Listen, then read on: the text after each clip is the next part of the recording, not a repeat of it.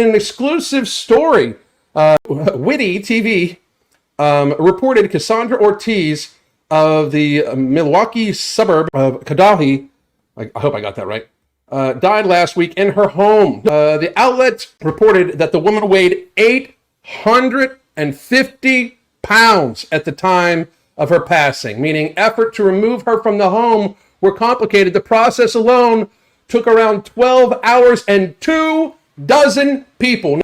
So are we trying to say that being fat as fuck isn't a burden upon society? Like, so say she weighed 400 pounds and it would only take a dozen people to remove her. It's a dozen fucking people. This woman needed 2 dozen or plus people to help get her out of her fucking home. How does it even get, how have we gotten here? 2 dozen people to get her out of her fucking home. And the woman had to lay there for 12 hours. If I would lay down, like a 190-pound male, if I would lay down and just be limp, it's hard to pick that person up. It's hard. It's very, very hard. In addition to the logistical challenges of transporting her remains, Ortiz's mother, the abuser, Caroline Alvario, the abuser, was unable to find a funeral home that could cremate her.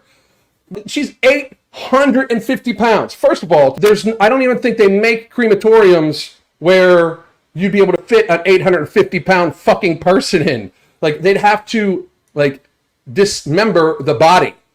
So they'd have to cut up the body first and do it in fucking parts. And then it's going to take at least 3 times as long, because I can imagine you're going to have to cut her up into like at least 3 fucking pieces. And I know this is fucking horrific. I know this is fucking crazy.